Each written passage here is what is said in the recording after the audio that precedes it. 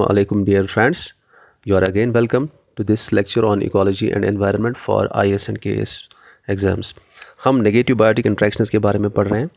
तो आज हम इसमें एक ख़ास टॉपिक पढ़ेंगे, that is competition. Okay, competition क्या है? देखिए, ये भी एक नेगेटिव बायोटिक इंट्रैक्शन है जिसमें दो लिविंग ऑर्गेनिजम्स आपस में compete करते हैं for some same resources, for some common resources. तो यहाँ पे दो लिविंग ऑर्गेनिजम्स जो आपस में compete करते हैं वो किस लिए करते हैं? सेम रिसोर्सेज के लिए, सेम रिसोर्सेज के लिए. और ये सेम रिसोर्सेज यहाँ हम कह सकते हैं कॉमन रिसोर्सेज. ये क्या हो सकते हैं? ये फूड हो सकता है, ठीक है, ये स्पेस हो सकती है, ये मेट्स हो सकते हैं, अपोजिट सेक्सुअल पार्टनर्स इसके लिए compete कर सकते हैं.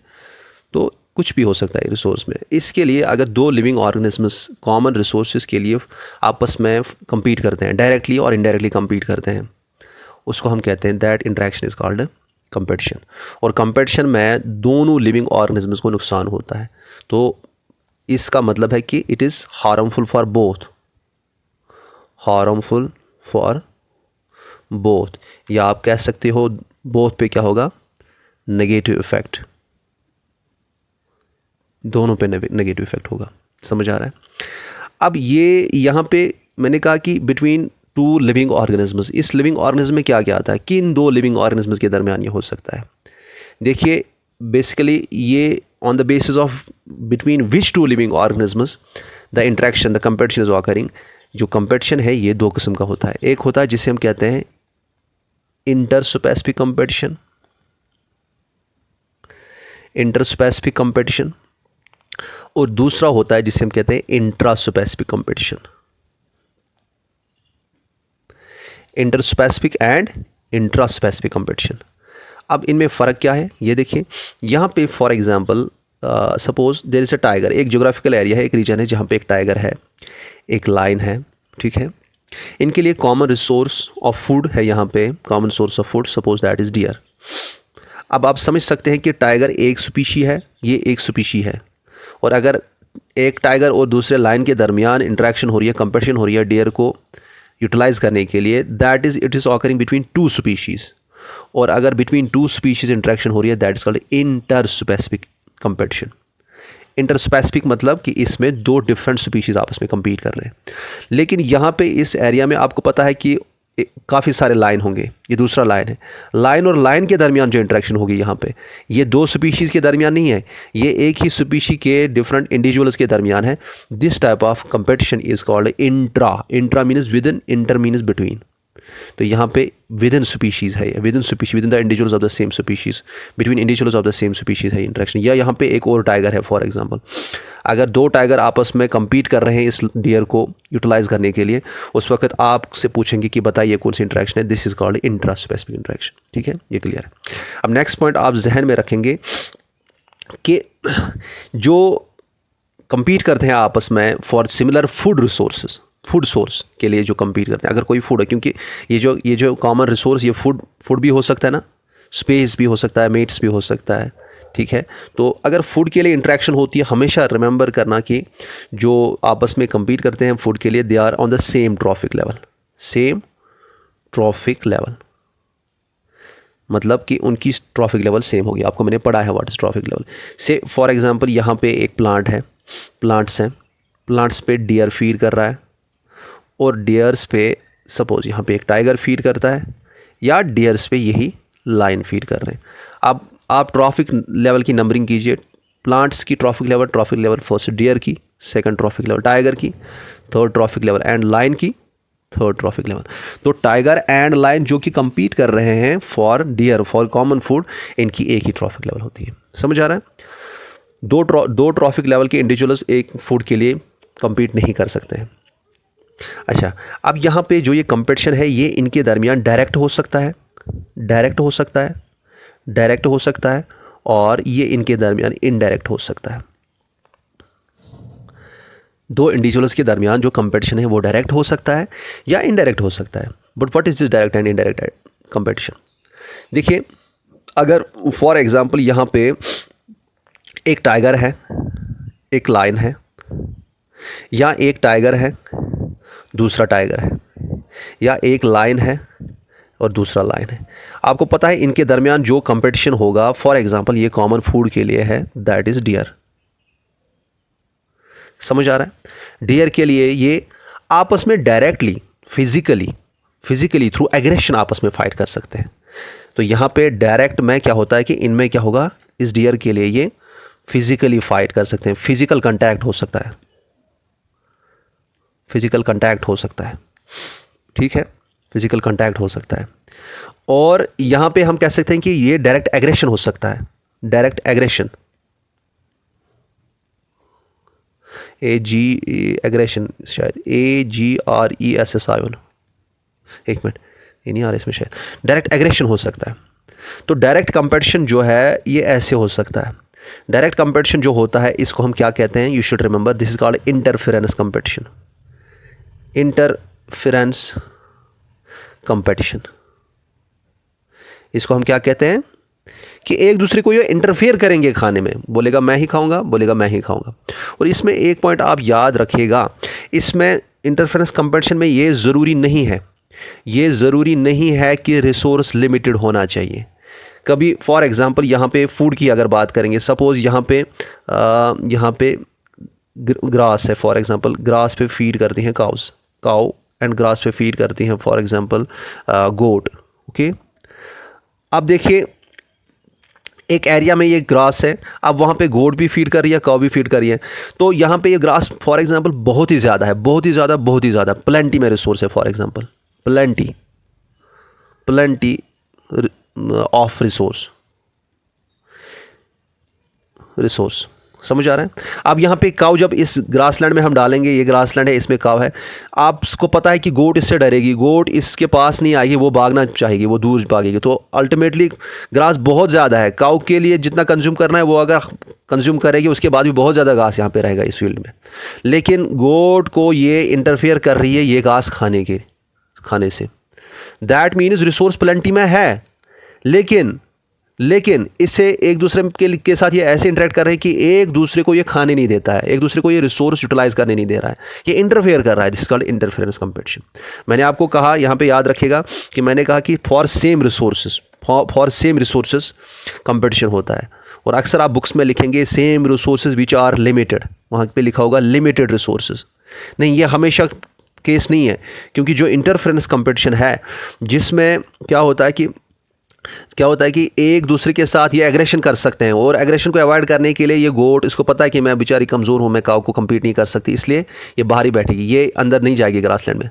ये अंदर जाएगी तो काऊ आके इसको पटकेगी। सो देयर इज इंटरफेरेंस, ये काऊ इंटरफेयर कर रही है इसके खाने से, इसको खाने नहीं दे रही है। दैट मीन्स रिसोर्स प्लेंटी में भी है लेकिन फिर भी एक्सप्लॉइट नहीं कर सकते। तो that means this type of competition is called interference competition. अब ये डायरेक्ट कंपटीशन, अब जो इनडायरेक्ट कंपटीशन है, ये इनडायरेक्ट कंपटीशन जो होता है इसमें आपस में ये डायरेक्टली compete नहीं कर सकते, इनमें डायरेक्ट इंटरेक्शन नहीं होती है, डायरेक्ट एग्रेशन नहीं होता है।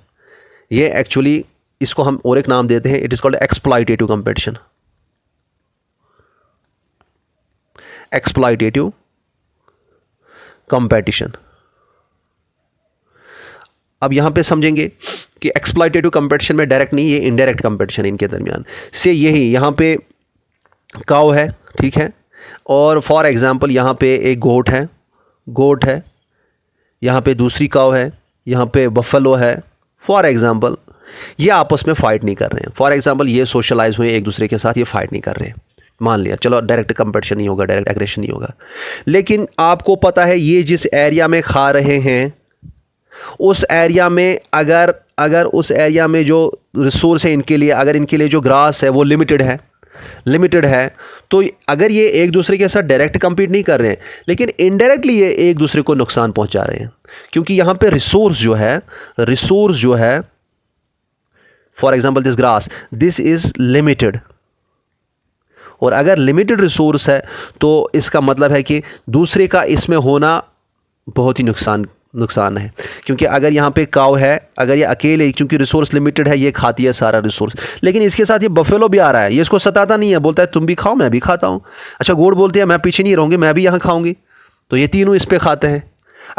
काऊ ही खाली होती तो ये इसके लिए रिसोर्स लिमिटेड है, तो ये काऊ के लिए अच्छा सफिशिएंट था। लेकिन जब इसके साथ ये बफेलो भी आ गई, गोट भी आ गई, तो बहुत सारा नेगेटिव इफेक्ट काऊ पे होगा। या अगर अकेले में बफेलो खाती, उस पर ये सारा वो कंज्यूम करती तो फ़ायदेमंद होता, क्योंकि ये उसके लिए भी बराबर नहीं था। लेकिन जब उसके साथ काऊ भी होगी, गोट भी होगी, तो ये बफेलो के लिए नेगेटिव होगा। इस तरह से गोट के लिए भी ये दो नेगेटिव इफेक्ट डाल रहे हैं। तो यहाँ पे एक्सप्लॉइटेटिव कंपटीशन में आपको समझ आना चाहिए रिसोर्स लिमिटेड है, रिसोर्स लिमिटेड है, और इसमें भी क्या है कि हर किसी पे नेगेटिव इफेक्ट होता है, नेगेटिव इफेक्ट होता है। लेकिन आप मुझे बताइए, क्या इन्होंने डायरेक्ट एग्रेशन किया कि इन्होंने एक दूसरे के को रिसोर्स यूटिलाइज करने से, यूटिलाइज इन्होंने पहले ही रिसोर्स करके रखा था, तो दूसरे को ये रिसोर्स उतना नहीं मिल पाया। समझ आ रहा है? तो यहाँ पे ये याद रखिएगा, डायरेक्ट नहीं होता है। इंटरफेरेंस कंपटीशन में डायरेक्ट कंपटीशन होता है कि इंटरफेयर करते हैं, इनडायरेक्ट में एक्सप्लॉइट ज़्यादा करता है कोई, तो एक्सप्लॉइटेशन की वजह से ये दूसरे को इफेक्ट करता है कि रिसोर्स को कौन कितना एक्सप्लॉइट करेगा, वो इस कंपटीशन में उतना जीतेगा। जो जितना तेज़ खाएगा वो उतना आगे चलेगा। हाँ, अच्छा, यहाँ पे आपका एग्ज़ाम आ रहा है ना, एग्ज़ाम जो आ रहे हैं, आपको पता है आपके दरमियान कौन सा कंपटीशन होना चाहिए? क्या आप एक्सप्लॉइटेटिव कंपटीशन करना चाहते हैं कि इंटरफेरेंस कंपटीशन करना चाहते हैं? Right in the comments, okay. अगर आप एक्सप्लॉइटेटिव कंपटीशन करते हैं तो ठीक है, अगर आप इंटरफेरेंस कंपटीशन करते हैं, कुछ बोलेंगे इंटरफेरेंस कंपटीशन, तो वो भी ठीक है। आप खुद जस्टिफाई भी वो कीजिएगा, क्योंकि इस तरह से आपको जहन में पूरा आएगा ये। आप देखिए, नेक्स्ट थिंग जो मैं आपको बताने जा रहा हूँ कि आप समझ सकते हैं कि एक्सप्लॉइटेटिव कंपटीशन में फिजिकल कंटैक्ट नहीं होगा, डायरेक्ट एग्रेशन नहीं है उसमें, ठीक है। तो अब यहाँ पे जो ये कंपटीशन है, अगर आपसे कोई पूछेगा कि क्या इंट्रा स्पेसिफिक कंपटीशन स्ट्रॉन्गर होता है, उसके इफेक्ट ज़्यादा नेगेटिव इफेक्ट्स होते हैं, कि इंटर स्पेसिफिक? इंट्रा स्पेसिफिक, एक मिनट, इंट्रा स्पेसिफिक कंपटीशन एक है और इंटर स्पेसिफिक। आपको पूछेंगे, आप बताइए कि इसमें स्ट्रॉन्गर कंपटीशन कहाँ पे होगा? देखिए, जितना कॉमन रिसोर्स होगा, जितने कॉमन रिसोर्स होंगे, उतना ही ज़्यादा कंपटीशन है। अब देखिए, फॉर एग्जांपल यहाँ पे, फॉर एग्जांपल अगर मैं बोलूँगा एक काऊ है, दूसरी काऊ है, ये एक काऊ है और एक काऊ है, और यहाँ पे काऊ है और ये गोट है, मैं बोलूँगा बताइए इनमें कंपटीशन काऊ और गोट के दरमियान ज़्यादा होगा कि काऊ और काऊ के दरमियान ज़्यादा होगा? आप समझ सकते हैं कि गोट जो है, गोट अक्सर क्या करती है, ये तो खाने, फॉर एग्जांपल फीडिंग की हम बात करेंगे, ये तो कुछ वो चीज़ें भी खाती है जो काऊ नहीं खा सकती है। आपने देखा होगा कहीं पे, कुछ जिनने गोट को देखा होगा, वो दो पंजों में खड़ी हो जाती है और ऊपर जो टहनियों पे होते हैं, शाखों पे होते हैं, छोटे पत्ते पर, उनको भी खा लेती है। तो इनके दरमियान काऊ नीचे हमेशा ग्रेजिंग मैक्सिमम करती है कि नीचे वाला घास खाती है, तो इनके दरमियान उतना कंपटीशन नहीं होगा जितना काऊ और काऊ के दरमियान कंपटीशन होगा। So always this interspecific competition, intraspecific competition, एक ही स्पीशी के इंडिविजुअल्स के दरमियान जो कंपटीशन है, that is always greater than which interspecific competition, this is always greater than this competition. अब यही इंटर स्पेसिफिक कंपटीशन जो है, अभी इसमें हमें कुछ आगे पढ़ना है। ये जो इंटर स्पेसिफिक कंपटीशन है, इसमें भी अगर काफ़ी सारे स्पीशीज़ एक जोग्राफिकल एरिया में रहते हैं, गोट्स हैं, बफेलोज हैं, काव है, डॉग हैं, टाइगर हैं, किन में ज़्यादा कंपटीशन होगा, किन स्पीशीज़ के दरमियान ज़्यादा कंपटीशन होगा? आप अगर यहाँ पे मैं पढ़ाने जा रहा हूँ, इसकी रिलेशन है उस निश जो मैंने आपको पढ़ाया था एक टॉपिक में, निश, इकोलॉजिकल निश है, वो वहाँ पे उसके साथ इसकी रिलेशन, अगर यहाँ पे कुछ समझ नहीं आता है तो वहाँ पे वो ज़रूर देख लेना। तो यहाँ पे अब हम इंटर स्पेसिफिक कंपटीशन पढ़ेंगे कि दो स्पीशीज़ के दरमियान, लेकिन उनमें से भी किन स्पीशीज़ में ज़्यादा कंपटीशन होगा, किन में कम कंपटीशन होगा। तो यहाँ पे जो कंसेप्ट आता है, दैट इज़, आपको मैंने पढ़ा है निशे, इकोलॉजिकल निशे, या इकोलॉजिकल नीचे बोलो या निशे बोलो या निश बोलो, ठीक है, निश वैसे बोलते हैं। ये कंसेप्ट जो है, इसमें आपको मैंने बोला कि ये एक्चुअली एक स्पीशी किस माइक्रो हैबिटेट में रहता है, दैट इज़ कॉल्ड, इसमें 3 कंपोनेंट्स हैं। मैंने कहा था स्पेशल निश, स्पेशल निश, और मैंने कहा था कि वो क्या खाता है, उसकी ट्रॉफिक लेवल क्या है, उसका फंक्शनल रोल क्या है, ठीक है, दैट इज़ कॉल्ड ट्रॉफिक निश, उसका क्या है। और मैंने कहा था कि वो कौन से रेंज ऑफ टॉलरेंसेस, उसमें कौन सी रेंज ऑफ टॉलरेंसेस, सैलिनिटी कहाँ से कहाँ तक वो टॉलरेट कर सकता है, सैलिनिटी, अच्छा, पीएच कहाँ से कहाँ तक टॉलरेट कर सकता है, टेम्परेचर कहाँ से कहाँ तक टॉलरेट कर सकता है, और ह्यूमिडिटी कहाँ से कहाँ तक टॉलरेट कर सकता है। टॉलरेट ही नहीं, का रिक्वायरमेंट भी है इसकी, जिसमें हम कहते हैं मल्टी डायमेंशनल निशे, ये सारी चीज़ें इसमें आती हैं, इसके निश में, किसी भी स्पीशी के निश में। तो वो वो कहाँ पे रहता है, वो क्या खाता है, और वो उसको रिक्वायरमेंट्स किस कंडीशन की कितनी रिक्वायरमेंट है, और वो उस कंडीशन को कितना टॉलरेट करता है, टॉलरेंसेस एंड रिक्वायरमेंट्स। यहाँ पे मैं एक डेफिनेशन बता सकता हूँ जो मैंने नहीं देखी, लेकिन अपनी मैं बताऊंगा, आप देखिए, आप जस्टिफाई कीजिएगा या आप एक्सेप्ट करेंगे। आई थिंक कि निश जो है that is sum total of all the ecological interactions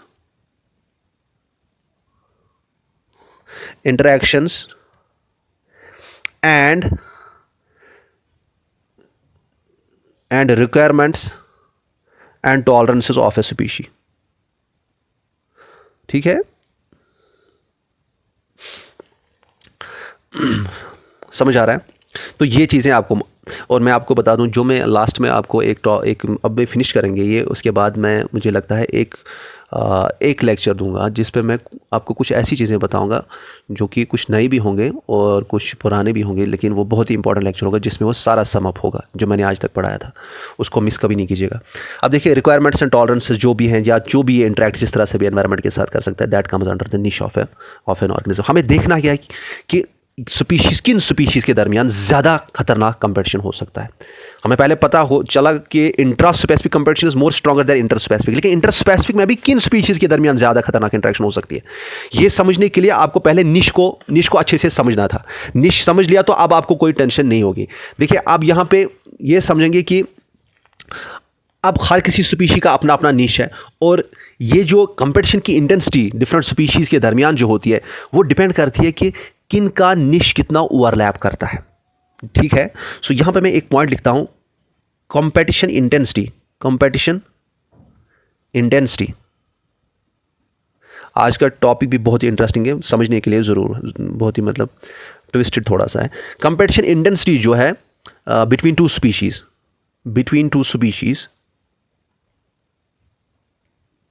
ये किस पर डिपेंड करता है? लेवल ऑफ निश ओवरलैप। अब ये कंसेप्ट आ गया, निश ओवरलैप क्या है? समझने की कोशिश कीजिएगा। देखिए, अगर मैं फॉर एग्जांपल किसी स्पीशी का एक निश दिखा रहा हूं, एक डायग्रामेटिकली मैं कोई उसका निश दिखा रहा हूं, सपोज यहां पे मैं एक साइड में, फॉर एग्जांपल इस साइड में मैं इसके रिसोर्स यूटिलाइजेशन दिखा रहा हूं, रिसोर्स यूज। ये डायग्राम समझने की कोशिश नहीं करना, इसमें एक पॉइंट बताऊंगा वो समझेंगे। रिसोर्स यूज़ कितना है इसका, यहाँ से मैं दिखा रहा हूँ क्या क्या रिसोर्स कितना वो यूज़ करता है, और यहाँ पे मैं निश के डायमेंशंस दिखा रहा हूँ। निश डायमेंशंस मींस कि इसमें फूड आएगा, स्पेस आएगा, बाकी चीज़ें, फूड कितना ये कंज्यूम करता है, स्पेस कितना, वो बाकी चीज़ें। और यहाँ पर अगर मैं स्पीशी का फॉर एग्जाम्पल निश दिखा रहा हूँ, मैं ये ऐसे दिखाऊँगा कि ऐसे डायग्राम इसका, ये एक एरिया है जो इसका निश है, this whole area is it is niche. ये एक स्पीशी है। Say for example this is a niche of, for example this is a niche of cow. ठीक है, ये काउ का निश है, इसका निश है, समझिएगा। आज मैं जल्दी नहीं चलूंगा, ये बहुत आहिस्ता आहिस्ता ही समझाएगा आपको, अगर इसमें जल्दी करेंगे तो कुछ समझ नहीं आएगा। ये इसका निश है, ये मैं यहाँ से क्या दिखा रहा हूँ, निश डायमेंशन रिसोर्स। यहाँ सिंपल में इतना आप याद रखें, ये इसका निश है, ये इसका निश है, ये इसका टोटल इंटरेक्शंस, ये कितना क्या खाता है, क्या पीता है, किसके साथ रिप्रोडक्शन करता है, किस टाइम पे बाहर रहता है, ये इसका किस टेम्परेचर पे, ये कौन सा टेम्परेचर रेंज है इसका पीएच का कितना रेंज टॉलरेट करता है, रिक्वायरमेंट करता है, सब कुछ इसी में आता है इसका। दिस इज इट इज निश। ट्रॉफिक, स्पेशल भी, ट्रॉफिक भी, मल्टी डायमेंशनल, सब कुछ हम इसी में दिखा रहे हैं। अब यहाँ पे एक और स्पीशी है, फॉर एग्जाम्पल यहाँ पे सपोज एक मंकी है, ठीक है, फॉर एग्जांपल। या पहले हम गोट लेंगे, फॉर एग्जांपल एक गोट है, गोट का निश अगर मैं दिखाऊंगा, आपको पता है गोट का कुछ ना कुछ चीज़ें, उसके interactions, biological ecological interactions cow से मिलती होंगी, तो हम वो ऐसे दिखाते हैं कि कुछ ना कुछ इनमें मिलता होगा, इनके निश में, वो हम ऐसे दिखाएंगे, ये वो मिला हुआ पोर्शन है। और बाकी उसका अलग भी होगा अपना, जैसे गोट मैंने अभी कहा कि वो कहा किस पे फीड करती है, पत्तों पे भी फीड करती है। गाय जो है, जो प्लांट्स होते हैं, प्लांट्स पे जो खड़े पत्ते होते हैं उनको फीड नहीं कर सकती इजीली, तो इसका मतलब है फॉर एग्जांपल वो जो सेपरेटेड उनका निश है वो यहाँ पे मैं दिखा रहा हूँ। लेकिन इनमें काफ़ी सारे चीज़ें ऐसी हैं जो कि कॉमन में है, काफ़ी सारी इंटरेक्शंस, काफ़ी सारी रिक्वायरमेंट्स, काफ़ी सारी टॉलरेंसेस वो आपस में इंटरेक्ट करती हैं। और वो जो यहाँ पे this is the niche of the goat for example, वो जो यहाँ पे एक ओवरलैपिंग रीजन है, This is the common portion of their niche, and this is called niche overlap. This is called niche overlap. अब यहां पे यही समझेंगे आप. सपोज फॉर एग्जांपल यहां पे मैंने गोट और इसके बारे में दिखाया. अब यहां पे अगर मैं आपको बताऊं, यहां पे this is the niche of cow. अगर मैं मंकी का निश दिखाऊं, आप मुझे बताइए क्या उनमें ज्यादा चीज कॉमन होगी, ज्यादा कंट्रैक्शंस या ज्यादा टॉलरेंसेस कॉमन होंगी, या ज्यादा रिक्वायरमेंट्स कॉमन होगी, कि उनमें कम होंगी देन गोट एंड काउ. जो गोट एंड काउ में जितना कॉमन था उससे कम होगा. से फॉर एग्जाम्पल दैट भी इतना ही हो सकता है. तो यहां पे इतना ही पोर्शन जो है, this is the niche of, ये काउ है, काउ का निश है, ये सपोज एक मंकी का निश है, समझिएगा. लेकिन ये जो है दिस इज द निश ओवरलैप. दिस इज द निश ओवरलैप. समझ आ रहा है? तो यहां पे कम निश ओवरलैप है, यहां पे ज्यादा निश ओवरलैप है. अब मुझे बताइए, अब मैंने आपको क्या कहा कि between two species depends upon the निश ओवरलैप. जितना ज्यादा निश ओवरलैप होगा, मतलब कि जितना ज्यादा उनमें सिमिलर रिक्वायरमेंट्स होंगे, उतना ज्यादा कंपटीशन. समझ आ रहा है? उतना ज्यादा कंपटीशन. तो यहां पे एक पॉइंट लिखता हूं मैं, ग्रेटर निश ओवरलैप.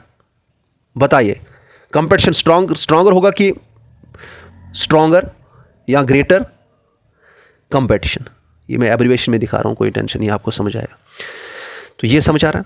अच्छा, अब यहां पे एक और पॉइंट मैं आपको बता देता हूं, याद रखिएगा. ये मैं आगे आपको जो मैं आपको बायोडाइवर्सिटी पढ़ाऊंगा उसके लिए भी एक पॉइंट अभी बता रहा हूं, ये वहां पे भी इंपॉर्टेंट है. ये देखिए बायोडाइवर्सिटी कंजर्वेशन के लिए, ये जो यहां पे इसकी जो विड्थ होती है, यहां पे किसी के निश की विड्थ, फॉर एग्जांपल काउ की निश की विड्थ इतनी है, ठीक है ना, इसको हम कहते हैं निश विड्थ, जो मैंने ऑलरेडी बताया. दिस इज कॉल्ड निश विड्थ. और याद रखिएगा, जिस स्पीशी की निश विड्थ ज्यादा होती है, उसका मतलब है वो उसकी इंटरेक्शंस, इकोलॉजिकल इंटरेक्शंस उस इकोसिस्टम में बहुत ज्यादा है. वो ज्यादा टाइप्स ऑफ फूड कंज्यूम कर सकता है, वो ज्यादा टाइप्स ऑफ लिविंग ऑर्गेनिज्म से इंटरेक्ट कर सकता है, वो उसके range of tolerance of temperature बहुत ज्यादा होगा, या रिक्वायरमेंट और टॉलरेंसेस बहुत ज्यादा होंगी, और उसमें पीएच की रिक्वायरमेंट और टॉलरेंसेस, या हम कह सकते हैं डिफरेंट डायमेंशंस जो हैं निश के, वो काफी उनकी लेवल जो होगी, उनकी जो विड्थ होगी वो बहुत ज़्यादा होगी. समझ आ रहा है? तो यहाँ पे आप समझ सकते हैं कि निश विड्थ अगर किसी स्पीशी की ज़्यादा होती है, फॉर एग्जांपल इसकी इतनी है, मंकी की इतनी है, जिसकी ज़्यादा निश विड्थ होगी उसका इकोलॉजिकल रोल ज़्यादा होगा एक इकोसिस्टम में. और याद रखिएगा उसका इकोलॉजिकल रोल भी ज़्यादा है. और दूसरा ये भी आप याद रखेंगे कि वो जो स्पीशी है वो जनरली उसको हम कहते हैं जनरलिस्ट स्पीशी. क्या कहते हैं? यहाँ पर मैं लिखा देता हूँ. तो निश विड्थ, मोर निश विड्थ, यहां पे बेस बन रही है फॉर जो बायोडाइवर्सिटी हमें पढ़नी. निश विड्थ क्या होता है? मोर निश विड्थ, मोर इकोलॉजिकल रोल, इकोलॉजिकल इंटरेक्शन हम लिख सकते हैं, ज्यादा ecological interactions and requirements and tolerances tolerance भी इसमें आ गया है ना, TOLERENCES, टॉलरेंसेस. एंड ये जनरली किन में होता है? जनरलिस्ट स्पीशी में, जनरलिस्ट स्पीशीज में. किन में होता है? जनरलिस्ट स्पीशीज में. और आपको मैं जब पढ़ाऊंगा बायोडाइवर्सिटी कंजर्वेशन, उसमें आप समझेंगे कि जनरलिस्ट स्पीशीज जनरली एक्सटिंक्ट नहीं होते हैं, बल्कि जो दूसरे किस्म के स्पीशीज होते हैं जिनको हम कहते हैं स्पेशलिस्ट स्पीशीज, वो एक्सटिंक्ट होते हैं. इसका अपोजिट है स्पेशलिस्ट स्पीशीज. नेक्स्ट पेज पे लिखूंगा मैं, लेकिन यहां समझेंगे. अगर निश विड्थ ब्रॉड है, ब्रॉड निश है, तो कौन सा स्पीशी है? जनरलिस्ट. ठीक है. अगर ये ब्रॉड नहीं है, अगर ये नैरो है, तो उस स्पीशी को हम कहते हैं जनरली, ये किन में होता है? Specialist species. Specialist species, generalist species and specialist species. अब समझेंगे बात, जितना ये वाइड होगा उसका मतलब है उसके टॉलरेंसेस भी बहुत ज्यादा है, उसकी रिक्वायरमेंट्स एंड टॉलरेंसेस इंटरेक्शंस बहुत ज्यादा है, कि वो इकोसिस्टम में रोल उसका बहुत ज्यादा है. दूसरा, वो टॉलरेट अगर डिफरेंट कंडीशंस को करता है बहुत ज्यादा, जिसमें टॉलरेंस, मतलब ये टेम्परेचर फॉर एग्जांपल 10 से लेके 60 तक ये बियर कर सकता है, 60 डिग्री सेल्सियस तक फॉर एग्जांपल. अच्छा, पीएच ये फॉर एग्जांपल 2 से लेके फॉर एग्जांपल 13 तक बियर कर सकता है. समझ आ रहा है? या इसी तरह से ह्यूमिडिटी को ये बहुत ही लो से बहुत ही हाई तक टॉलरेट कर सकता है. और इसकी इंटरेक्शन भी बहुत ज़्यादा हैं, और ये इकोसिस्टम में जब है, इसका मतलब है कि ये जो है ये काफ़ी सारे लिविंग ऑर्गेनिज्म में फीड करता होगा। तो इसके फूड्स जो होंगे, यहाँ पे मैं लिखाता हूँ, फूड्स जो होंगे वो कम नहीं होंगे जनरलिस्ट स्पीशीज के, that will be different types.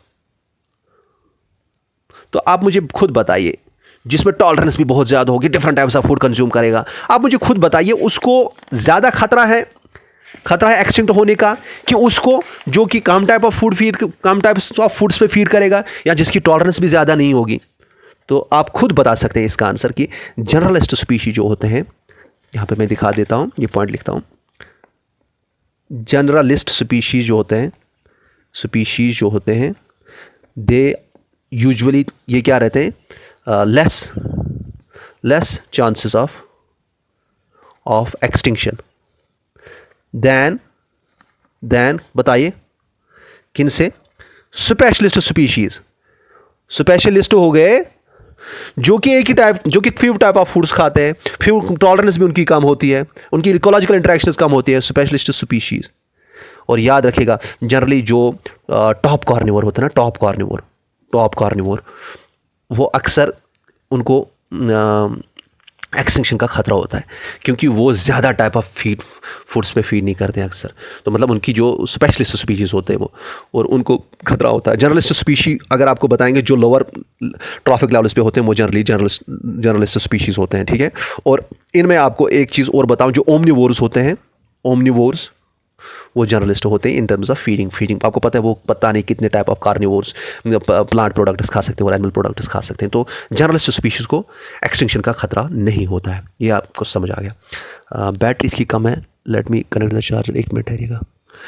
अब आपको ये तो समझ आ गया, लेकिन थोड़ा सा हम समझेंगे इसके बारे में फर्दर कि अगर कंपटीशन हो रहा है between individuals of same species और डिफरेंट स्पीशी हो रहा है, तो इसके रिजल्ट्स क्या निकल सकते हैं। आपको पता है रिजल्ट, आपको पहले ही पता है कि ये हार्मफुल दोनों के लिए है, रिजल्ट्स ऑफ कंपटीशन, है ना, कंपटीशन। आप मुझे बताइएगा अगर आपको ये लगता है कि मैं डिटेल ज़्यादा पढ़ा रहा हूँ, वो भी बताइएगा मुझे अगर आप इससे कम पढ़ना चाहते हैं। लेकिन आई पर्सनली फील कि जो कुछ टॉपिक्स ऐसे हैं कि जो कि अंडरस्टैंडिंग तब तक नहीं होती जब हम थोड़ा डिटेल में नहीं पढ़ते हैं। ओके, मैं पहले चाहता था, मैंने सोचा था कि मैं एक लेक्चर में ये इंटरेक्शंस नेगेटिव वाले भी करूँगा और एक लेक्चर में पॉजिटिव, लेकिन फिर मुझे लगा कि इसमें काफ़ी सारी ऐसी चीज़ें होंगी जो आपके लिए इंपॉर्टेंट है और आपको फिर समझ नहीं आएंगे, आपको रट्टा मारना पड़ेगा। बट आई डोंट वांट, क्योंकि आप ऑलरेडी डेडिकेटेड हो, आई नो आपका बैच जो है, अभी तक मुझे कोई इसमें शिकायत नहीं आई कि आप सर थोड़ा डीप पढ़ा रहे हैं। That means you are very much, आप ऑलरेडी एक लेवल पे हो, आप वो कमज़ोर डडे लड़के नहीं हो या डडे स्टूडेंट्स नहीं हो। So I am very happy for that. लेकिन अगर फिर भी आप में से लगता है किसी को कि हो सकता है हम थोड़ा डिटेल में पढ़ रहे हैं, इतना नहीं पढ़ना है, तो वो मुझे बताएगा। लेकिन I personally feel this much is necessary.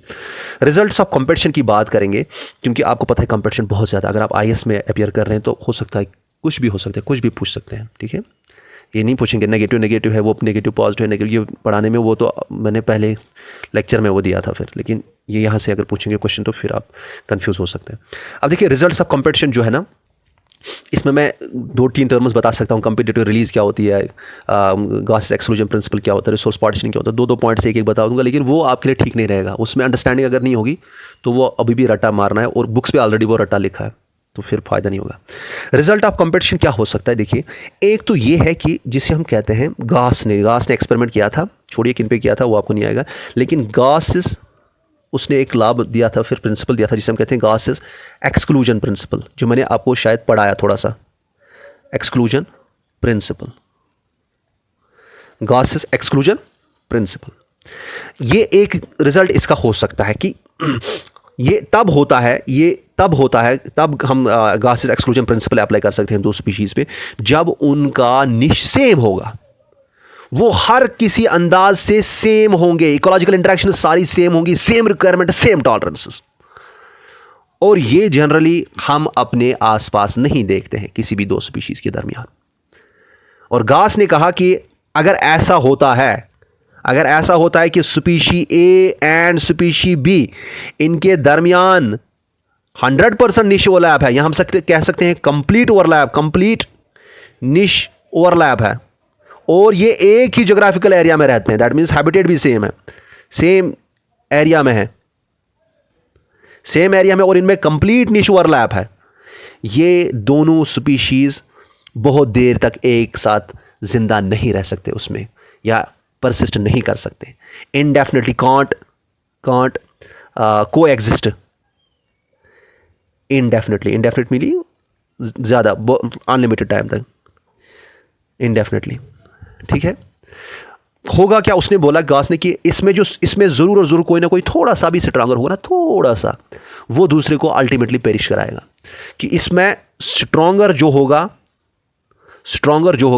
वो क्या करेगा, एलिमिनेट्स वीकर। मामूली सा भी अगर कोई स्ट्रांगर होगा 1 पॉइंट से 0.1% से, वो भी दूसरे को एलिमिनेट करेगा, ये उसका कहना है। ठीक है, तो इसका मतलब है कि कोई एक ज्योग्राफिकल एरिया में, एक रीजन में 2 स्पीशीज़ को एक ही निश नहीं हो सकता है कि वो 100% ओवरलैप करेगा। कि अगर यहाँ पे ये एक का मैं निश दिखा रहा हूँ, स्पीशी ए का, यही स्पीशी बी का अगर निश है कि all requirements, tolerances and interactions are same, then A को वन हैज़ टू पेरिश। ठीक है, ये समझेंगे आप। अच्छा, अब यहां पे आपको मैंने ऑलरेडी बताया है कि फंडामेंटल निश एंड रियलाइज्ड निश, वो मैं थोड़ा सा आपको बता देता हूं, एक पॉइंट बता देता हूं, आपके लिए क्वेश्चन रखता हूं। ठीक है, क्वेश्चन रखता हूं, मैंने आपको पढ़ा है वो फंडामेंटल निश एंड रियलाइज्ड निश, यहां पे रखता हूं मैं, आप उस पर थोड़ा गौर फिक्र कीजिएगा। ठीक है, मैंने आपको कहा कि अगर एक स्पीशी यहां पे है, सपोज ये एक स्पीशी है, उसका मैं निश ऐसे दिखा रहा हूं, दिस इज इट इज निश, ओके, और इसका निश मैं दिखा रहा हूं इस लिहाज से, ये जहन में रखें कि इसके आसपास कोई और स्पीशीज के साथ इंटरेक्ट नहीं करता है, ये अकेला है, इसके साथ नो अदर स्पीशी इंटरेक्ट्स, उस वक्त मैं इसका निश दिखा रहा हूं। दिस टाइप ऑफ निश इज कॉल्ड, इसको हम क्या कहते हैं, आपको मैंने बताया, this is called fundamental niche. This is called fundamental निश। लेकिन अगर यहां पे मैं यही स्पीशी दिखा रहा हूं, इसका आप दूसरी टाइम पे निश दिखा रहा हूं, लेकिन इस वक्त मैं इसका निश इस हिसाब से दिखा रहा हूं कि यहां पे अदर स्पीशीज इंटरैक्ट, इसके साथ इंटरैक्ट कर रहे हैं, और इंटरैक्शन के बाद इसका निश दिखा रहा हूं मैं। और मैं आप देख सकते हैं यहां पे मैं दिखा रहा हूं कि ये थोड़ा बड़ा है इसका निश, यहां पे मैं छोटा दिखा रहा हूं निश, है ना। ये देखिए निश विड्थ यहाँ की क्या है, ज़्यादा है, यहाँ पे ये निश विड्थ कम है। तो यहाँ पे मैं यहाँ पे दिखा रहा हूँ कि ये वाला निश है, आपको पता है, this is called fundamental niche, and this type of niche, this niche is called realised niche, जो कि एक्चुअल में होता है किसी भी इकोसिस्टम में, कोई भी लिविंग ऑर्गेनिज्म में ऐसे नहीं है कि वो किसी से इंटरेक्ट नहीं करेगा। दिस इज कॉल्ड रियलाइज्ड निश। मुझे अक्सर होता है Z एंड S में कंफ्यूजन, ये देखिएगा, okay. This is called realised niche. तो रियलाइज्ड निश आप समझ सकते हैं यहाँ पे कि मैं यहाँ पे बता रहा हूँ कि रियलाइज्ड निश जो है, रियलाइज्ड निश ये स्मॉलर है, किससे, जो कि पोटेंशियल निश होता है, कि जो कि इंटरेक्शन के बगैर इसमें इंटरेक्शन जो ये जो इसमें पोटेंशियल है कि ये कितना रिसोर्स को यूटिलाइज कर सकता है, it is less than fundamental निश। लेकिन आपके लिए क्वेश्चन है, ठीक है, ये बुक्स भी लिखती हैं, आपके लिए क्वेश्चन है कि क्या कभी रियलाइज्ड निश ग्रेटर देन हो सकता है fundamental niche? This is question for you. If yes then where. Books लिखती है नहीं, हमेशा फंडामेंटल निश जो होता है ये बड़ा होता है रियलाइज्ड निश से। लेकिन मैं कहता हूं कि आप ये देखेंगे फिर मुझे बताएंगे। आई डोंट नो, इसने कोई there was some problem in the camera, तो यहाँ पे मैं बता देता हूँ कि एक रिज़ल्ट इसका जो कि कंपटीशन है उसका ये हो सकता है कि एक स्पीशी अगर दूसरी स्पीशी से कम्प्लीटली उसका निश ओवरलैप करता है तो एक को एलिमिनेट होना है। लेकिन जब हम रियलिटी में देखते हैं तो हमारे आसपास जितने भी इकोसिस्टम है उसमें जो डिफरेंट स्पीशीज़ होते हैं, कुछ स्ट्रॉन्गर कुछ वीकर, वो को एग्जिस्ट करते हैं, सारे एक साथ रहते हैं वहाँ पे। ये इसलिए पॉसिबल है क्योंकि उन्होंने वहाँ पे रिसोर्स पार्टीशनिंग की होती है, कॉमन रिसोर्स जो है उसको वो पार्टीशन करते हैं। मतलब क्या कि वो उस रिसोर्स को ऐसे यूटिलाइज़ करते हैं कि एक दूसरे से वो कंपटीशन में ना आए। समझ आ रहा है? से फॉर एग्जांपल मैंने यहाँ पे स्टार्ट किया था, जैसे for example this is species A and this is species B. I am myself working doing my research on marmot, okay. तो मार्मट ये जंगल में होता है, ये छोटा होता है, एक हर्बीवोर है। यहाँ पे इसके साथ जो कंपटीशन होता है वो जनरली वहाँ के लोकल जो कैटल होते हैं या वहाँ के जो शीप होते हैं, स्पेशली शीप जो होते हैं, ठीक है, इनके साथ इनका कंपटीशन होता है इन द सेंस कि अगर ये जोग्राफिकल रीजन है, ये मार्मोट ऊपर एरियाज़ में रहता है, ऊपर एरियाज़ में यहाँ पे मार्मोट्स होते हैं, और अक्सर जो होते हैं जो शीप्स को हर्ड्स में लेते हैं ऊपर चरने के लिए, इनको घास खिलाने के लिए, मतलब ग्रेज करने के लिए, तो वहाँ पे एक ही ग्रास लैंड में, एक ही जोग्राफिकल रीजन में जो ग्रास लैंड्स होते हैं वहाँ पे मार्मोट भी होते हैं और शीप भी होते हैं, तो इनके दरमियान एक कंपटीशन रहेगा। वो भी घास पे फीड करेगा, वो भी हर्बीवोर है, वो भी हर्बीवोर, तो इनके दरमियान कंपटीशन होगा। अब आपको समझना है कि ये कंपटीशन कैसे अवॉइड करते हैं। अवॉइड ये ऐसे कर सकते हैं कि मार्मोट बोलेगा इससे तुम कितने बजे आते हो, नहीं बोलेगा नहीं, मतलब मैं समझा रहा हूँ, ये बोलेंगे कि हाँ हम भाई 10 बजे 11 बजे यहाँ पहुँचते हैं, 11 AM पे पहुँचते हैं शीप, और 11 AM के से पहले कोशिश करेगा ये मार्मोट, फॉर एग्जांपल मैं बोल रहा हूँ कि 11 AM से पहले टाइम में ये टाइम को पार्टीशन करेगा, टाइम में ये खुद को ये रिसोर्स को पार्टीशन करेंगे कि हाँ मैं 11 बजे तक खाऊंगा, फिर जब ये 5 बजे जाएंगे फिर उसके बाद में यूटिलाइज़ करूँगा, फॉर एग्जांपल मैं समझा रहा हूँ। ठीक है, तो टाइम को ये डिवाइड कर सकते हैं या ये स्पेस को डिवाइड कर सकते हैं। ठीक है, इसे कहते हैं temporal and special means space, special partitioning होती है इनमें, टेम्पोरल एंड स्पेशल पार्टीशनिंग होती है। तो टाइम को पार्टीशन कर सकते हैं, हाँ 10 बजे तक मैं खाऊंगा और फिर जब ये निकलेंगे 5 बजे उसके बाद में दोबारा खाऊंगा, फॉर एग्जांपल। स्पेस में ऐसे कर सकते हैं कि हाँ ये अगर यहाँ तक पहुँचते हैं, ये यहाँ तक पहुँचते मैं थोड़ा यहाँ पे खाता हूँ, यहाँ पे यूज़ करता हूँ, मैं यहाँ पे यूज़ करता हूँ, तो मैं डिफरेंट एरियाज़ को, डिफरेंट स्पेसेस, डिफरेंट एरियाज़ को यूज़ कर सकते हैं, डिफरेंट एरियाज़। इवन अगर मैं आपको ऐसे बता दूं कि फॉर एग्जांपल एक पेड़ है ये, ठीक है, ये एक पेड़ है, इस पेड़ पे काफ़ी सारे इंसेक्ट्स होते हैं, वो सारे ही इस पेड़ पे होते हैं, लेकिन वो वहाँ पे भी अपना रिसोर्स पार्टीशन करते हैं। कुछ ऐसे होते हैं जो करेंगे, क्या करेंगे, जो कि लीव्स पे फीड करेंगे, कुछ ऐसे होंगे जो कि यहाँ पे फ्लावर्स पे फीड करेंगे। तो ये जो रिसोर्स है इनके सामने ट्री, इसको भी ये ऐसे यूटिलाइज करते हैं कि इसके डिफरेंट पार्ट्स खा सकते हैं। तो या क्या हो सकता है, या तो टाइम में पार्टीशन हो सकता है, या स्पेस में पार्टीशन हो सकता है, या इवन ऐसे पार्टीशन हो सकता है रिसोर्स पार्टीशन की डिफरेंट पोर्शंस यूटिलाइज किए जा सकते हैं, different portions of the resource can be utilised. समझ आ रहा है? तो इस तरह से हमारे आसपास जो भी स्पीशीज़ हैं वो को एग्जिस्ट करते हैं। और एक पॉइंट में और बता देता हूँ, this should be in your mind, कि जिसे हम कहते हैं कि अगर जो दो क्लोजली रिलेटेड स्पीशीज़ एक जोग्राफिकल एरिया में होते हैं तो उनमें एक्चुअली जो निश होता है, निश उनका आहिस्ता वो डिफरेंशिएट होता है। मतलब कि इनमें कुछ ऐसी चीज़ें होती हैं जिनसे ये एक दूसरे से निश के लिहाज से थोड़ा हट जाते हैं। तो उस स्ट्रैटेजी को हम कहते हैं, यहाँ पे मैं पहले टर्म लिखता हूँ, that is called character displacement. Character displacement, ठीक है, कैरेक्टर डिस्प्लेसमेंट। ये क्या है कि दो क्लोजली रिलेटेड स्पीशीज़ से, फॉर एग्जांपल यहाँ पे फॉर एग्जांपल बर्ड्स हैं। बर्ड्स में आप देखते हो, बर्ड्स में क्लोजली रिलेटेड बर्ड्स अगर होंगे, फॉर एग्जांपल क्रो है, सपोज स्पैरो है, सपोज फॉर एग्जांपल ईगल है, ठीक है। ये क्लोजली रिलेटेड स्पीशीज़ हैं क्योंकि ये बिलोंग करते हैं किसको, बर्ड्स ग्रुप को। ये नहीं एक मैमल है, दूसरा बर्ड है, तीसरा रेप्टाइल है, ये अलग एक बर्ड्स ही हैं तीनों।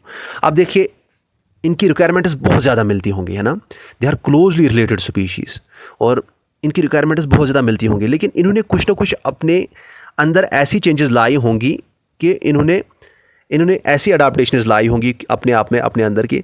ये क्या करते होंगे, ये एक रिसोर्स को डिफरेंटली यूटिलाइज करते होंगे, ठीक है, क्योंकि ये रिलेटेड, आप कह सकते हो दीज आर क्लोजली रिलेटेड जब ये हैं तो आप समझ सकते थे कि इनके दरमियान जो कंपटीशन वो कम होगा कि ज़्यादा। So greater competition probabilities. But ये करते क्या है, but due to this character displacement, इन्होंने जो कैरेक्टर डिस्प्लेसमेंट किया है ये अपना कंपटीशन अवॉइड करते हैं, आपस में जो खतरनाक कंपटीशन हो सकता है उसको अवॉइड करते हैं।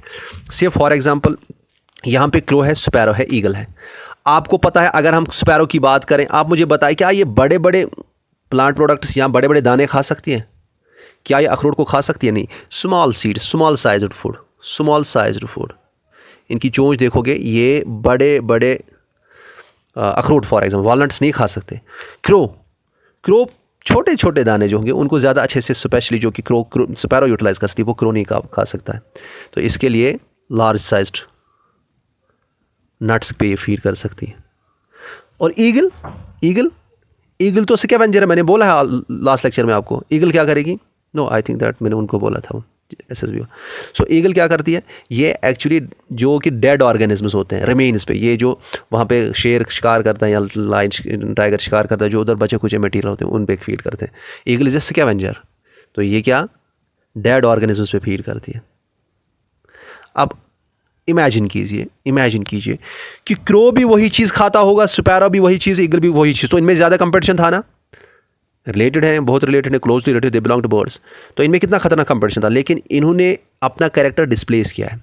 ये एक जनरेशन में नहीं होता है कि एक कौवा चाहेगा नहीं मुझे बड़े बड़े वो खाने, आइटम्स खाने, छोटे नहीं खाते। ये एक्चुअली इवोल्यूशन के ज़रिए होता है, इवोल्यूशन के ज़रिए। ये इन मनी जनरेशन्स होता है, समझ आ रहा है? इन मनी जनरेशन्स होता है, क्योंकि जब हम देखते हैं ये सपोज दिस जनरेशन फर्स्ट, इसके बाद चलेंगे जिस जनरेशन 1000, ये इन जनरेशन्स में होता है।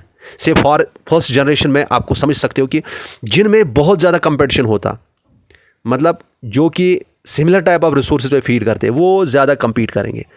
समझिएगा बात, ये अगर समझेंगे आप तो बहुत अच्छी बात है कि अगर जनरेशन फर्स्ट की बात करेंगे, इनमें जो सबसे ज़्यादा कंपटीशन जिनमें बहुत ही ज़्यादा होगा, कि जो कि इसमें काफ़ी सारे इंडिविजुअल्स होंगे, काफ़ी सारे स्पीशीज़ इंडिविजुअल्स होंगे, है ना? स्पैरो के बहुत सारे इंडिविजुअल्स होंगे, क्रो के बहुत सारे इंडिविजुअल्स होंगे। अब जो स्पैरो के इंडिविजुअल, फॉर एग्जांपल स्पैरो और क्रो के, फॉर एग्जांपल स्पैरो और क्रो ये दोनों जब इसमें कंपटीशन करेंगे, तो इनमें जो अगर इनमें कुछ स्पैरोज ऐसे होंगे जो कि क्रो जैसे फीड्स पे फीड करते हैं, या इनमें जो कॉमन रिसोर्सेज यूटिलाइज करते हैं, उनके दरमियान जितना ज़्यादा कंपटीशन होगा, वो उतना ही ज़्यादा उनकी फिटनेस जो होती है, फिटनेस याद रखिएगा, कंपटीशन में आप समझ सकते हैं कि जितनी कंपटीशन होती, जितना दो स्पीशीज़ के दरमियान कंपटीशन होता है, उतना उन दोनों की फिटनेस कम हो जाती है, इकोलॉजिकल फिटनेस, कि वो ज़्यादा अच्छे से ग्रो नहीं कर पाएंगे, क्योंकि ज़्यादा रिसोर्सेज नहीं मिलेंगे, फिर ज़्यादा रिप्रोड्यूस नहीं कर पाएंगे, तो ज़्यादा जनरेशन, ज़्यादा स्पीशीज़, ज़्यादा यंग वन्स प्रोड्यूस नहीं करेंगे। और आपको पता है कि यंग वन्स जितने प्रोड्यूस होंगे, उतने ही आगे जाके वो स्पीशीज़ कामयाब रहेंगे, वो इंडिविजुअल्स कामयाब रहेंगे। तो यहाँ पे आप समझेंगे कंपटीशन जितना ज़्यादा, जिनके दरमियान रिसोर्सेज कॉमन होता होगा, वो ज़्यादा कंपटीशन करते होंगे फर्स्ट जनरेशन में, तो वो फिटनेस उनकी बहुत ही कम है, और वो जब रिप्रोडक्शन तक पहुँचेंगे ही नहीं, वो काफ़ी उनकी डेथ हो गई या बाकी चीज़, क्योंकि वो रिसोर्सेज अच्छे से उनको यूटिलाइज़ नहीं हो पाएंगे। तो आपको पता है कि जनरेशन सेकंड में अगर आप देखेंगे, उसमें ये जो ज़्यादा कंपीटिंग है वो सर्वाइव नहीं करेंगे ज़्यादा, उसमें ये इनका नंबर कम होगा। जनरेशन थर्ड में जो कंपीटिंग है वो उससे कम हो जाएंगे, जनरेशन फोर में उससे कम हो, और अल्टीमेटली लास्ट में हम देखेंगे जनरेशन, काफ़ी सारे जनरेशन जो इनमें वो थे स्पैरो और क्रो में जो बहुत ज़्यादा कंपीट करते थे आपस में, वो लास्ट इस जनरेशन 1000 तक पहुँचेंगे नहीं। और यहाँ जब हम देखेंगे, यहाँ क्रो ऐसे होंगे जो कि लार्ज साइज्ड नट्स पे फीड करते होंगे, और स्पैरो, ये समझाने के लिए ठीक है, सब स्पैरो ऐसे होंगी जो कि स्मॉल साइज्ड सीड्स पे फीड करते होंगे, क्योंकि वो जो compete करने वाले थे वो रहे नहीं, उनका जनरेशन आफ्टर जनरेशन कंपटीशन की वजह से फिटनेस कम होगी, और वो अगली जनरेशन में नहीं चले। बस इतना थोड़ा सा मैंने बताया था, ये आप जहन में रखेंगे कि ये एक कंसेप्ट है। और एक पॉइंट में और बता देता हूँ कि आपको क्वेश्चन आ सकता है कि क्या अनरिलेटेड स्पीशीज़ जो हैं इन डिफरेंट एरियाज़, एक ही एरिया में नहीं, डिफरेंट एरियाज़ में हैं, क्या वो आपस में compete कर सकते हैं? Yes, they can compete। यहाँ पे मैं एक पॉइंट लिखता हूँ, याद रखिएगा, unrelated species of different areas can also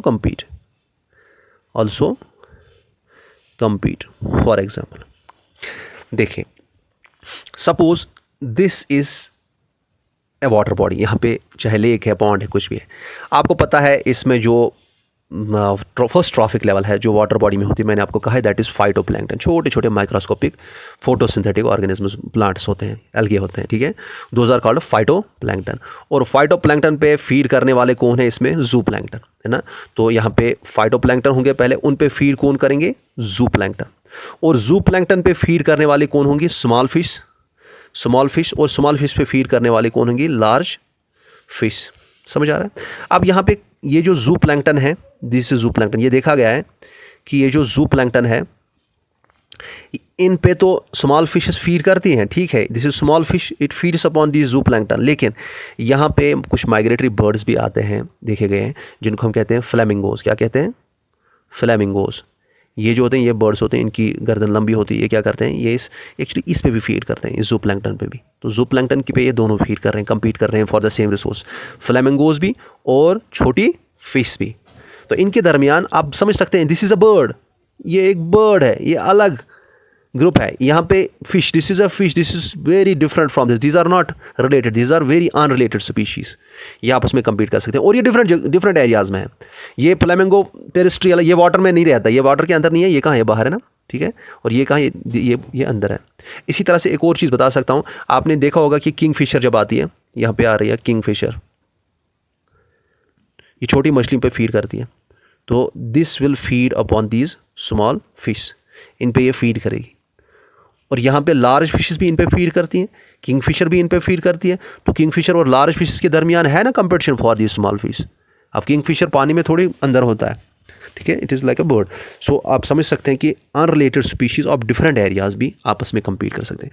that is all about competition. लेकिन मैं आपके लिए कुछ क्वेश्चंस रखूंगा, वो आप करेंगे, दैट इज़ योर होमवर्क, वो मैं नहीं कराऊंगा। अगर आपको वो समझ नहीं आता है, आपको लगता है कि हमें अंडरस्टैंड नहीं होगा ये खुद से, तो फिर मैं कराऊंगा, ठीक है, यू शुड रिमेंबर दैट। मैं यहाँ पे कुछ टर्म्स लिखता हूँ। वन इज़, ये आप देखिएगा आराम से, लेकिन इंपॉर्टेंट है ये, ठीक है। अगर आपको नहीं आया फिर मैं ये अलग से सिखाऊंगा। एक टर्म है जिसे हम कहते हैं इकोलॉजिकल कंप्रेशन।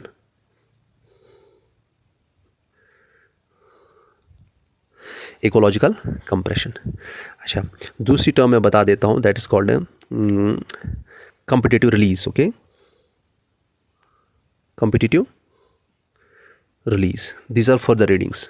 ये अक्सर ऐसा किया जाता है ना, जब कहीं पे पढ़ाते हैं, ये फर्दर रीडिंग्स देनी होती हैं, इससे उनको पता चलता है स्टूडेंट को, अगर मैं फर्दर पढ़ूंगा तो क्या पढ़ूंगा, ठीक है। नंबर थर्ड,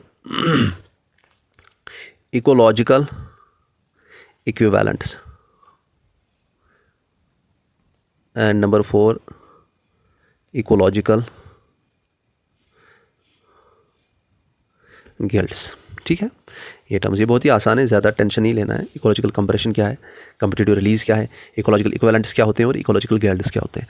अगर ये आपको नहीं आया, मे बी आपको ये अच्छे से समझ नहीं आया, मुझे मेल कीजिएगा या आप कमेंट कीजिएगा, आई विल। ओके, सबसे पहले हम पैरासाइटिज्म की बात करते हैं। देखिए, पैरासाइटिज्म में हम क्या लिख रहे हैं पहले, कि it is a negative interaction.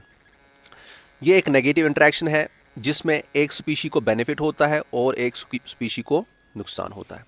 तो दो स्पीशीज़ का इन्वॉल्वमेंट है, this is suppose species A and this is suppose species B. दो स्पीशीज़ का इन्वॉल्वमेंट है जिसमें एक स्पीशी जो होता है उसे हम होस्ट कहते हैं। से for example species A host है, और दूसरा स्पीशी जो होता है उसे हम पैरासाइट कहते हैं, ठीक है। Say for example this is a parasite.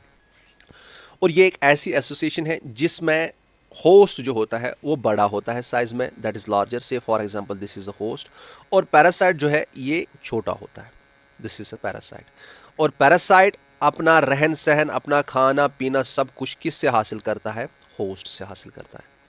तो आप डेफिनेटली आप समझ गए कि इसमें जो होस्ट है उससे न्यूट्रिशन चुराया जाता है। तो होस्ट जो है, होस्ट पे कौन सा इफेक्ट पड़ता है, this is negative effect on host, इसको हार्म होता है, ठीक है।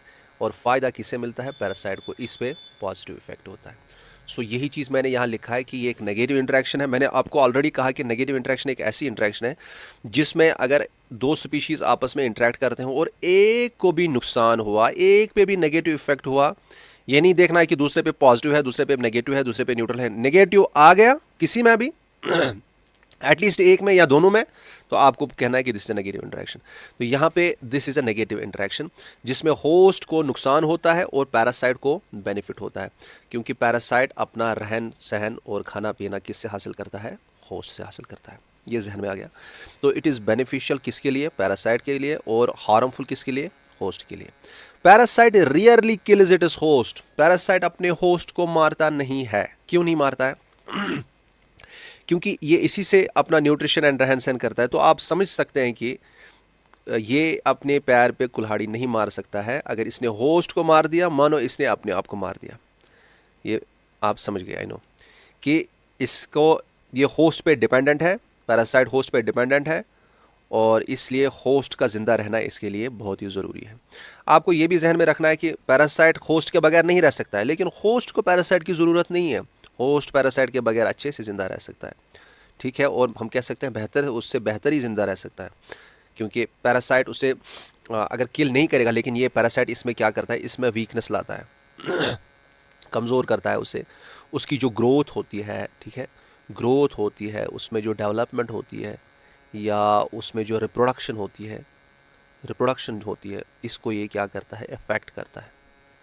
और वीकनेस की वजह से अक्सर क्या होता है कि इसका इम्यून सिस्टम भी वीक इतना हो जाता है कि फिर इस पर काफ़ी सारे दूसरे इन्फेक्शंस अटैक करते हैं, और अक्सर ये भी देखा जा सकता है कि फिर उन इन्फेक्शंस की वजह से ये सम टोटल जब सारे इन्फेक्शंस का हम देखते हैं तो इस बंदे की डेथ हो जाती है। लेकिन पैरासाइट की इंटेंशन नहीं है कि मैं अपने होस्ट को किल करूं। समझ आ रहा है? अब देखिए, यहाँ पे कंसेप्ट ये है कि कुछ पैरासाइट्स मोनोजेनेटिक हो सकते हैं और कुछ पैरासाइट्स डाइजेनेटिक हो सकते हैं, और इवन कुछ पैरासाइट्स क्या करते हैं, वेक्टर्स को यूज़ करते हैं फैलने के लिए, ठीक है, एक इंडिविजुअल से दूसरे इंडिविजुअल में जाने के लिए। तो ये पॉइंट आप समझेंगे सबसे पहले कि देखिए, कुछ पैरासाइट्स ऐसे होते हैं जिनको अपना लाइफ साइकिल कंप्लीट करने के लिए एक ही स्पीशी की ज़रूरत है या एक ही होस्ट की ज़रूरत है। फॉर एग्जाम्पल, यहाँ पे मैं एस्कैरिस की बात करता हूँ। एस्कैरिस जो है, ये वही पैरासाइट है जो कि हमें डॉक्टर के पास भेजता है, और हमें हाजमा हमारा ठीक नहीं होता है, फिर बोलते हैं कमज़ोरी है, हाजमा ठीक नहीं, वो बोलता है आपको ये दवाई खानी है, पेट में जो कीड़े हैं ये मर जाएंगे, वो एस्कैरिस मर जाएंगे, और आप हेल्दी हो जाओगे। तो आप समझ सकते हैं कि एस्कैरिस क्या है। एस्कैरिस जो है, याद रखिएगा, ये मोनोजेनेटिक हैं, कि इनको अपना लाइफ साइकिल कंप्लीट करने के लिए, इनकी लाइफ साइकिल में जितनी भी स्टेजेस होती हैं उनको कंप्लीट करने के लिए इनको एक ही स्पीशी की ज़रूरत है। मतलब इनको एक इंसान की ही ज़रूरत है। ये नहीं कि इंसान में अपने लाइफ साइकिल का कुछ पोर्शन करेंगे, कुछ स्टेजेस करेंगे, और फिर जाके किसी और स्पीशी में, फॉर एग्जांपल डॉग में, मॉस्किटो में, कोई और स्पीशी में कंप्लीट करेंगे। नहीं, ऐसा नहीं है। एस्कैरिस अगर इंसान के अंदर है, इंसान का एस्कैरिस है, तो उसको लाइफ साइकिल कंप्लीट करने के लिए खाली एक इंसान की ज़रूरत है। उसका होस्ट एक ही है, that is a human being. So Ascaris क्या है? This is monogenetic. Mono refers to one and monogenetic refers to only one host. समझ आ रहा है? एक ही होस्ट। समझ आ रहा है? लेकिन कुछ ऐसे भी हमारे सामने पैरासाइट्स हैं जिनको दो होस्ट्स की ज़रूरत होती है, दो होस्ट्स की ज़रूरत होती है अपना लाइफ साइकिल कंप्लीट करने के लिए। फॉर एग्जांपल, जो मलेरिया काज करता है उसको हम कहते हैं Plasmodium. This is a malaria causing parasite. और ये पैरासाइट मलेरिया तो इंसानों में काज करता है, और इसलिए हम कहते हैं कि ये काफ़ी सारे जो इसके स्टेजेस जो होते हैं लाइफ साइकिल के, वो इंसान में कंप्लीट करता है। लेकिन कुछ स्टेजेस इसके लाइफ साइकिल के ऐसे भी होते हैं जिनको ये किसके अंदर कंप्लीट करता है? उसी मॉस्किटो के अंदर कंप्लीट करता है, जो इसे एक इन्फेक्टेड, एक बेड पे बैठे हुए बंदे से ब्लड सक करके लेके वहाँ से कहाँ डालता है? एक हेल्दी इंडिविजुअल में डाल देता है। तो यहाँ पे आप समझेंगे कि इसके लिए दो होस्ट्स की ज़रूरत है लाइफ साइकिल कंप्लीट करने के लिए। एक आपका मैन भी लगेगा इसमें, दूसरा कुछ स्टेजेस किस में हो जाएंगे इसके लाइफ साइकिल की? फीमेल एनोफिलीज मॉस्किटो, ठीक है, इसमें भी कुछ स्टेजेस हो जाएंगे लाइफ साइकिल की। And this means that this Plasmodium is क्या मोनोजेनेटिक है कि डाइजेनेटिक? इट इज़ डाइजेनेटिक, कि दो होस्ट्स लगते हैं, डाई मीन्स दो, ठीक है, बस याद रखेंगे। यहाँ पे एक स्क्रीनशॉट आप ले लीजिएगा। ओके, नाउ यहाँ पे फिर हम बताते हैं कि कुछ पैरासाइट्स ऐसे हैं जो कि वेक्टर को यूज़ करते हैं फैलने के लिए, जैसे अभी हम बात कर रहे थे प्लाज्मोडियम की। प्लाज्मोडियम खुद तो नहीं फैलेगा ना, ना ही इसे ये फूड एंड वाटर बॉर्न नहीं है, ये कि फूड एंड वाटर कंज्यूम किया उसमें था प्लाज्मोडियम, तो नहीं। इसको एक बंदे में है प्लाज्मोडियम, मतलब उसमें मलेरिया है, उसको जब तक एक मॉस्किटो आके, फीमेल एनोफिलस मॉस्किटो आके उसको डसेगी नहीं, वहाँ से ब्लड सक नहीं करेगी और दूसरे हेल्दी इंडिविजुअल में फिर प्रिक करके, या हम कह सकते हैं कि उसे बाइट करके उसमें प्लाज्मोडियम नहीं डाल सकेगी, तो तब तक ये प्लाज्मोडियम इन्फेक्टेड से हेल्दी इंडिविजुअल में नहीं जा सकता है। समझ आ रहा है? तो अगर कोई लिविंग ऑर्गेनिज्म इस्तेमाल किया जाता है to move from an infected individual to a healthy individual, to move a parasite from an infected individual to a healthy individual, that time that organism, वो जो organism है जो मूव करने के लिए लगता है, उसे हम क्या कहते हैं? वेक्टर। तो प्लाज्मोडियम के लिए वेक्टर बाज़ाब्ता कौन? फीमेल एनोफिलस मॉस्किटो एक्ट करता है। समझ आ रहा है? और कुछ पैरासाइट्स ऐसे भी होंगे जो कि डायरेक्टली फैलेंगे, ठीक है, डायरेक्टली फैल सकते हैं। अब नेक्स्ट जो यहाँ पे लिखा है मैंने, पैरासाइटोइड्स और more dangerous to host than parasites. 3 points आप जहन में रखेंगे। एक होता है प्रीडेटर, वो मैंने आपको बताया पुराने लेक्चर में, ठीक है, प्रीडेटर। दूसरा होता है पैरासाइट। तीसरा होता है पैरासाइटोइड। प्रीडेटर क्या करता है? ये अपने प्रे को कैप्चर करता है, वहां पे ही उसको मार देता है और फिर उसको कंज्यूम करता है। समझ आ रहा है? तो ये किल करेगा ऑन स्पॉट, ठीक ना, यहां पे ऑन स्पॉट ये किल करेगा। और पैरासाइट डजंट किल, ये नहीं मारेगा, ये बोलेगा नहीं मैं क्यों मारूं इसको, ये मेरा खुराक है। और पैरासाइटोइड जो होता है ये क्या करता है? प्रेडेटर मैंने आपको ऑलरेडी पढ़ा है ना, जिसमें वो लायन है, टाइगर है, तो वो अपने शिकार को जैसे डियर में नहीं खाते, उसको वहीं पे मार देते हैं और खाते। ये नहीं आज हम एक बोटी खाएंगे, परसों और एक, ठीक है, आहिस्ता आहिस्ता नहीं, वो खाते हैं वहीं पे जितना कंज्यूम कर पाएंगे। अब देखिए कि उसको मार देते हैं वहीं पे, नहीं रखते हैं कि पुराने 10 दिन के लिए रखेंगे आप फिर बाद में मारेंगे, नहीं, स्टोर करेंगे जिंदा इसको, वहीं पे मार देता है। पैरासाइट मारता ही नहीं, लेकिन पैरासाइटोइड जो है ये कुछ टाइम के बाद मार देता है। काफ़ी सारे ऐसे इंसेक्ट्स हैं, वेस्प्स हैं, जो अपने होस्ट जो है ना उनको क्या करते हैं, उनको किल करते हैं, किल आफ्टर सम टाइम, या अल्टीमेटली हम कह सकते हैं आफ्टर सम टाइम। याद रखिएगा। अब मुझे खुद ही बताए सबसे खतरनाक कौन है? प्रीडेटर। उससे थोड़ा कम खतरनाक कौन है? पैरासाइटोइड। और सबसे कम जो कम खतरनाक है that is parasitoid. So more dangerous कौन है फिर?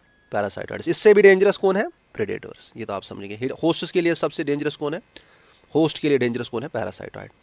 ठीक है, ये आप जहन में रखेंगे। अब यहाँ पे मैंने कुछ पॉइंट्स लिखे हैं, आप स्क्रीनशॉट लीजिए अगर इसका। Parasites can be of money types. एक है एक्टो एंड एंडो पैरासाइट्स, बहुत आसान है। ऐसे पैरासाइट जो कि होस्ट की बॉडी के सरफेस पे रहते हैं, जैसे हमारे बालों में होते थे पहले पहले, अब तो नहीं होते हैं, मुझे लगता है नहीं होते हैं, तो उनको क्या कहते हैं? लाइस।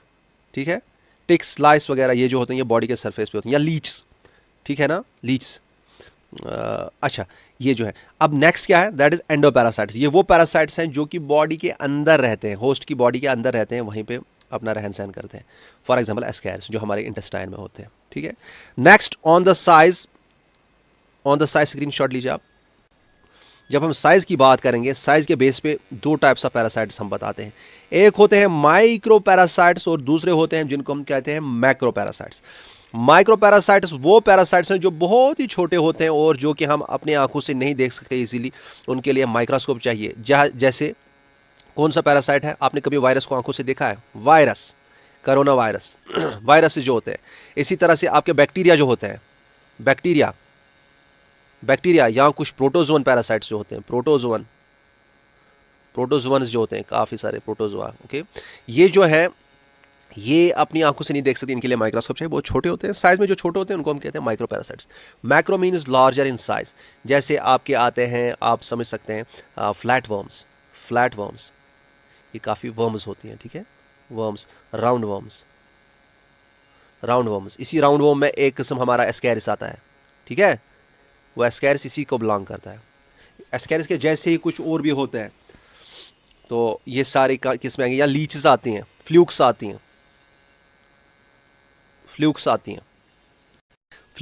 हैं या लीचेस आती हैं। देखिए, लीच जो है ये बॉडी के सरफेस पे ये ब्लड सक करते हैं। ठीक है, ये काफ़ी सारे वर्टेब्रेट्स पे, मतलब काफ़ी सारे एनिमल्स की बॉडी पे सरफेस पे बैठ के ये ब्लड सक करते हैं, है ना। इसमें एक किस्म की लीच होती है जिसे हम कहते हैं मेडिसिनल लीच, जो कि आपने अक्सर सुना होगा, वो हकीम लोग जो होते हैं वो लीच डालते हैं बॉडी के सरफेस पे, फिर वो गंदा खून चूसते हैं। तो ये हो गया leech. Leech is an example of endo और एक्टोपैरासाइट। जो बॉडी के सरफेस पे है तो क्या है ये? एक्टोपैरासाइट। ठीक है। फ्लूक्स जो होते हैं ये क्या होते हैं? ये काफ़ी सारे ऐसे हैं कि जो कि ये जनरली ब्लड वेसल्स या लिफ वेसल्स में होते हैं। क्या होते हैं ब्लड वेसल्स, क्या होते हैं लिफ वेसल? अगर आपको पता नहीं है थोड़ा सा आप पढ़ भी सकते हैं, अगर नहीं पता है मेरे से चाहते हैं मैं अलग से भी सिखा सकता हूँ। ठीक है। तो ब्लड वेसल जो होते हैं, नसें जो होती हैं, स्पेशली जो लिफ वेसल्स होते हैं उनमें होती हैं, ये भी काफ़ी प्रॉब्लम्स करती हैं। तो इसी तरह से flatworms and roundworms, tapeworm आती है फ्लैट फॉर्म्स में, टैप वॉर्म आपने सुना होगा वो फ्लैट वॉर्म है, राउंड वॉर्म में आपका एस्केरिस आता है या और भी कुछ आते हैं। ये सारी जो हैं ये बड़े होते हैं या अपनी आंखों से अच्छे से देख सकते हैं, तो इसका मतलब है दीज आर कॉल्ड मैक्रोपैरासाइट्स। समझ आ रहा है? अब नेक्स्ट जो है हम कहते हैं, एक टर्म है जिसे हम कहते हैं हाइपर पैरासाइट या एपिपैरासाइट। देखिए ये एक ऐसा पैरासाइट है जो कि पैरासाइट के ऊपर पैरासाइट है। एक पैरासाइट के ऊपर पैरासाइट जो है उसे हम कहते हैं हाइपर पैरासाइट। से यहां पे फॉर एग्जांपल यहां पे कोई खतरनाक बंदा है, ठीक है, ये बहुत ही डेंजरस बंदा है, ये इसने बहुत जुल्म किए हैं लोगों पे। अब अगर इसने जुल्म किए हैं लोगों पे तो इस पे एक पैरासाइट बैठा है, इसको एक बैक्टीरिया ने अटैक किया, दिस इज अ बैक्टीरियम, तो बैक्टीरिया इस पे पैरासाइट है। ठीक है। लेकिन बैक्टीरिया के अंदर और एक पैरासाइट है जिसे हम कहते हैं वायरस। और याद रखिएगा बैक्टीरिया पे जो वायरसेस होते हैं इनको हम कहते हैं बैक्टीरियोफेज। क्या कहते हैं? बैक्टीरियोफेज। तो पैरासाइट, बैक्टीरिया खुद एक पैरासाइट है, लेकिन पैरासाइट के ऊपर पैरासाइट बैठा है या पैरासाइट के अंदर पैरासाइट है, दैट टाइम दैट पैरासाइट के ऊपर पैरासाइट वाला जो होता है उसे हम कहते हैं क्या? हाइपर पैरासाइट या एपीपैरासाइट। फॉर एग्जाम्पल ये बैक्टीरियोफेज। समझ आ रहा है? इसका स्क्रीनशॉट लीजिए। Next point, holo parasite and hemiparasite. देखिए हॉलो पैरासाइट ऐसे पैरासाइट्स हैं जो कि खुद से कुछ भी न्यूट्रिशन हासिल नहीं कर सकते, मतलब खुद से अपना न्यूट्रिशन नहीं बना सकते, उनको कंप्लीटली डिपेंडेंट है on nutrition and other requirements. किस पे? अपने होस्ट पे, मतलब टोटली ये डिपेंडेंट है अपने होस्ट पे। इसे हम कहते हैं, यहाँ पे आप लिखिएगा, ये नोट्स में लिखिएगा, मैं भूल गया हूँ, इसे कहते हैं ऑब्लिगेट पैरासाइट भी, ऑब्लिगेट पैरासाइट भी, ऑब्लिगेट पैरासाइट भी इसे कहते हैं। एंड हेमी पैरासाइट या सेमी पैरासाइट जो होता है इसे हम कहते हैं फैकल्टेटिव पैरासाइट भी, फैकल्टेटिव पैरासाइट। इनमें फर्क इतनी ही है, बहुत ही सिंपल है कि हॉलो पैरासाइट ये कंप्लीटली डिपेंडेंट है अपने होस्ट पे for its nutrition and other requirements, but hemiparasite is not completely dependent. कुछ हद तक ये अपना न्यूट्रिशन दूसरे अंदाज से भी हासिल कर सकता है, लेकिन कुछ हद तक ये अपने होस्ट पे भी डिपेंडेंट है। अच्छा, यहाँ पे रेफ्लेशिया की बात करेंगे, इसके बारे में एक पॉइंट मैं बता देता हूँ।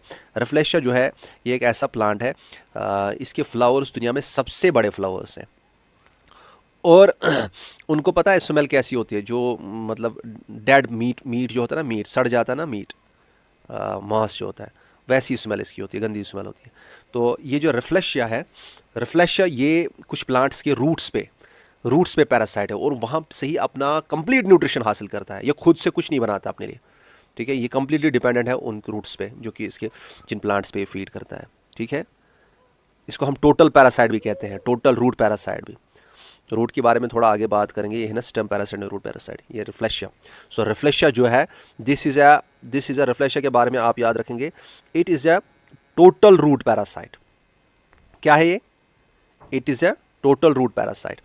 अब इसी तरह से यहाँ पे विस्कम की जब हम बात करेंगे, विस्कम की बात करेंगे, विस्कम ये भी कुछ प्लांट्स हैं, ऐसे पौधे हैं छोटे छोटे, लोरेंथस, ये कुछ ऐसे पौधे हैं जो दूसरे प्लांट्स पे ग्रो करते हैं, लेकिन ये कंप्लीटली सारा न्यूट्रिशन अपने होस्ट से हासिल नहीं करते।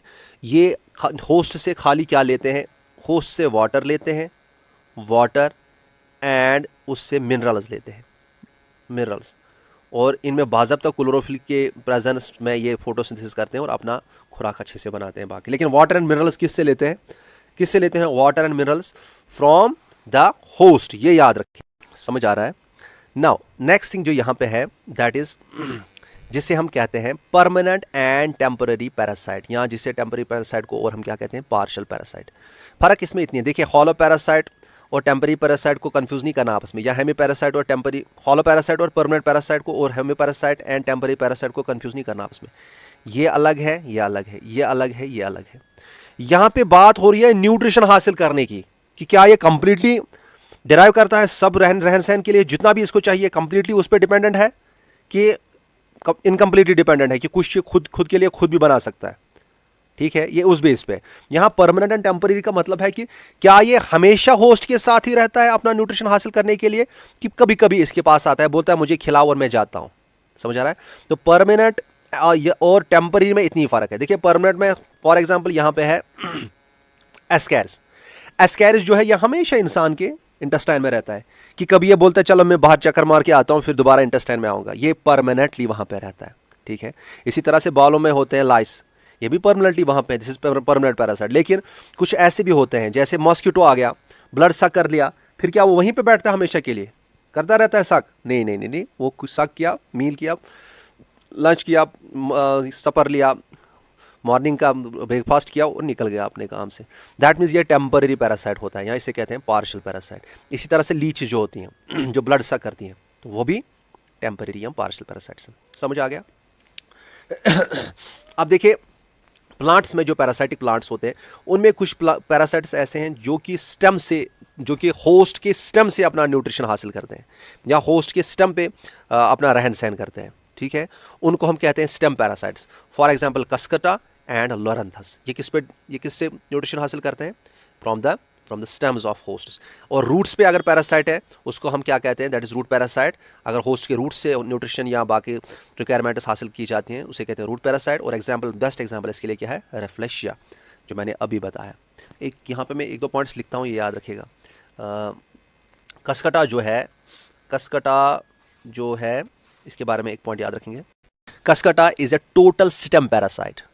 टोटल स्टेम पैरासाइट, ये आपके उस एग्ज़ाम के लिए भी इंपॉर्टेंट है जो आप वो दे रहे हैं, वो अकाउंट्स असिस्टेंट का। ठीक है, उसमें पूछ सकते हैं। It is a total stem parasite. Loranthus जो है इसके बाद अगर हम करेंगे, this is a partial stem parasite. मतलब ऊपर मैंने आपको बताया पार्शियल क्या है, टोटल क्या है?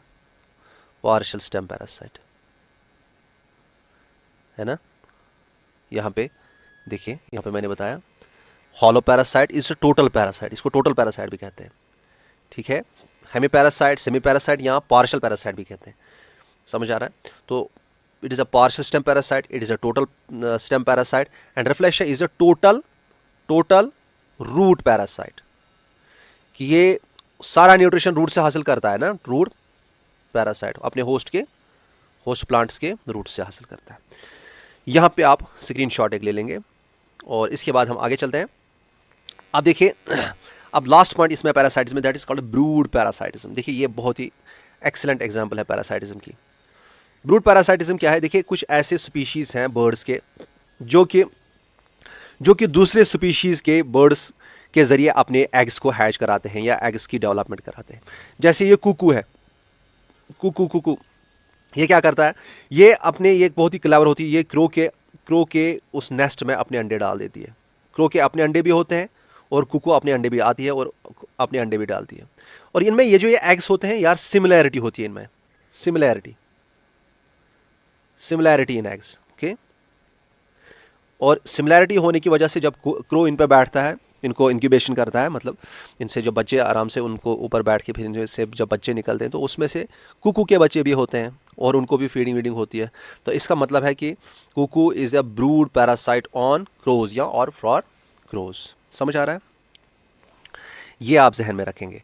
दैट इज़ इट, ये हो गया आपका पैरासाइटिज्म।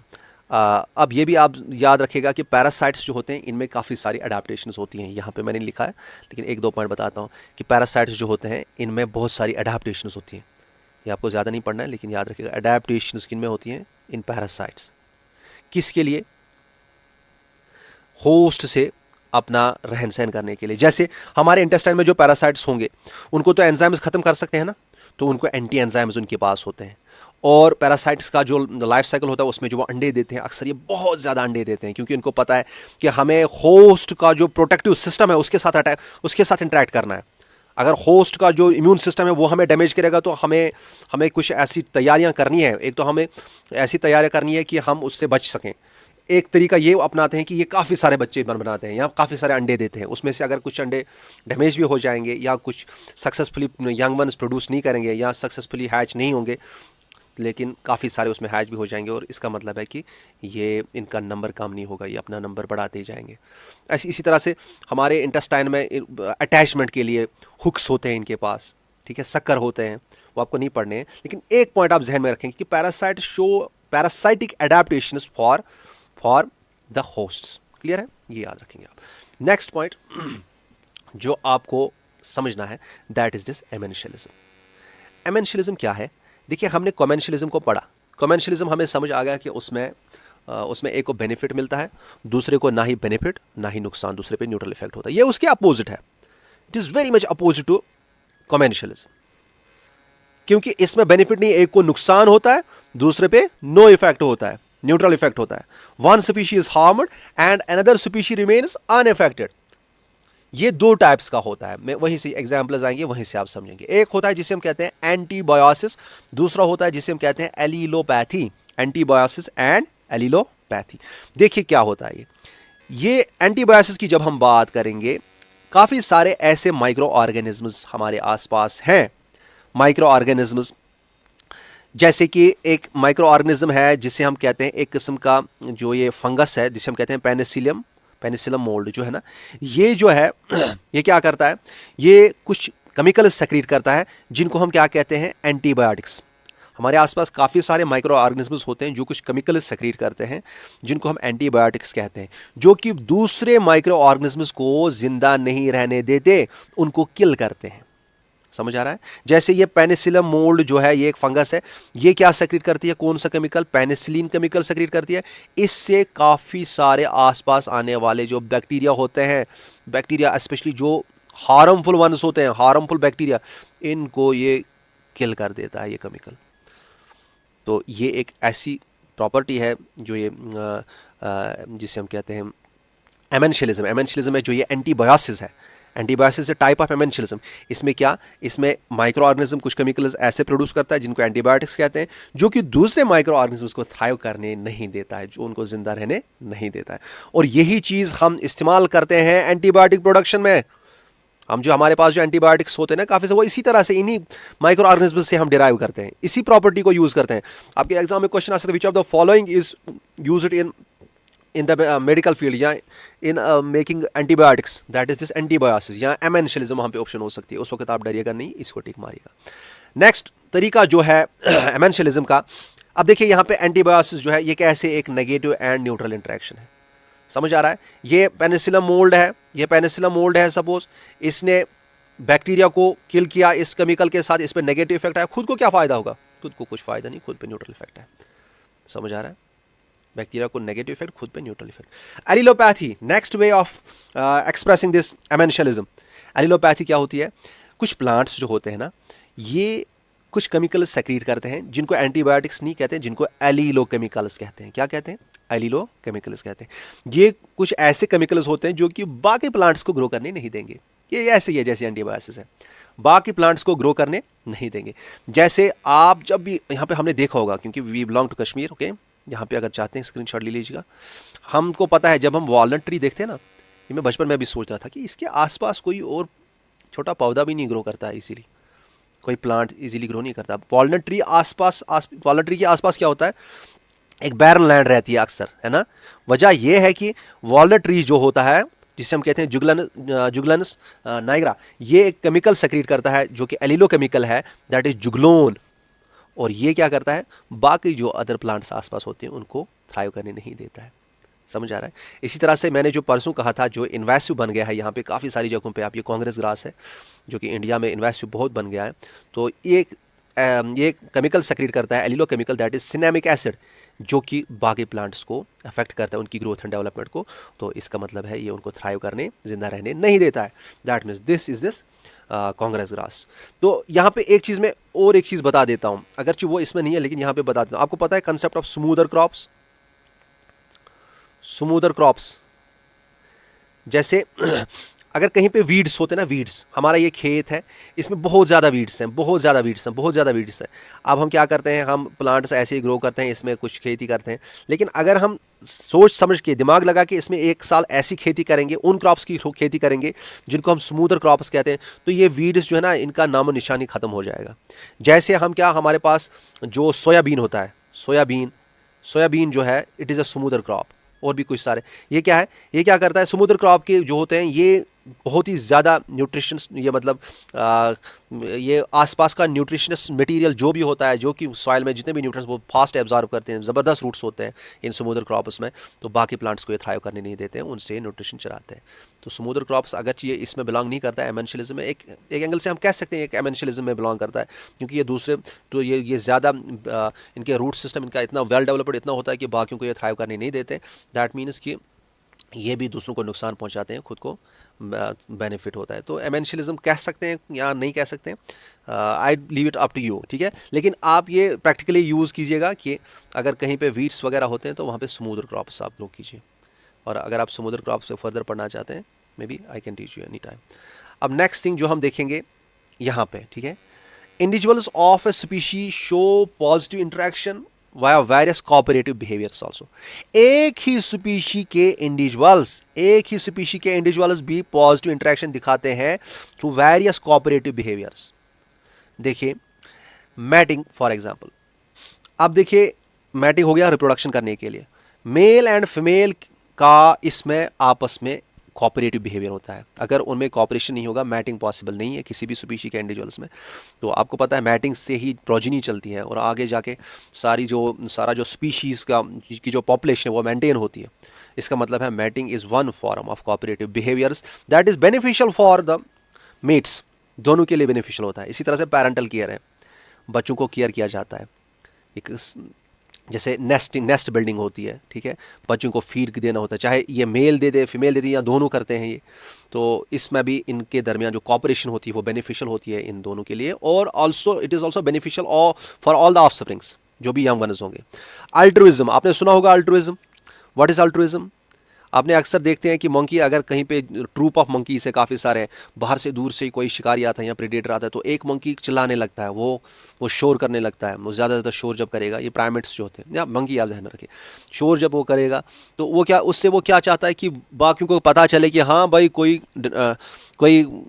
ख़तरनाक चीज़ आने वाली है, कोई डेंजर आने वाला है, तो आप सभी खुद को बचाने की कोशिश कीजिए। वो सारे खुद को बचाते हैं, लेकिन वो उस एक्ट की वजह से, वहाँ पे शोर मचाने की वजह से एकदम उसके जहन में आता है, उस शिकारी हो या कोई भी प्रेडेटर हो या कुछ भी हो, उसके जहन में आता है वो तो खुद को वो निशावर करता है बाकी अपने जो भी वहाँ पे मेंबर्स होते हैं उनके लिए। सो अल्ट्रुइज्म, मुझे नहीं लगता आजकल ह्यूमंस में अल्ट्रुइज्म है, लेकिन अल्ट्रुइस्टिक बिहेवियर प्राइमेट्स में होता है, and this is one of the beneficial behaviour for the whole set of individuals जो कि वहाँ पे होते हैं। मॉबिंग क्या होता है? देखिए अक्सर आप वो देखते हैं वाइल्ड लाइफ जो चैनल देखते हैं, वहाँ पे देखते हैं कि एक शेर आता है, वो एक उसको भैंस को पकड़ता है, उसको खाने लगता है, तो वहाँ से काफ़ी सारे इंसान आते हैं उसको अटैक करते हैं। तो ये एक बहुत ही अच्छी स्ट्रैटेजी रहती है प्रेज में कि वो आपस में झुंड में एक साथ यहाँ से कंबाइंड फोर्स दिखाते हैं, कम्बैट करते हैं प्रेडेटर के खिलाफ, या उसको डराते हैं, या प्रेडेटर डरता है पहले कि इस झुंड में मैं नहीं जा सकता, मैं एक बार डर नहीं कर सकता किसी बंदे को, ये सारे उधर सेट है, या अगर उसने अटैक किया फिर उससे वहाँ से निकालते हैं और अपने बंदे को छुड़ाना। That is all, this is all called mobbing, जो कि group as a group behave करना वहाँ पर। आपके लिए क्वेश्चन है what is helotism? Helotism that's all, thank you so much, thanks a lot. अब हम नेक्स्ट लेक्चर में ये देखोगे, मुझे लगता है इकोलॉजिकल।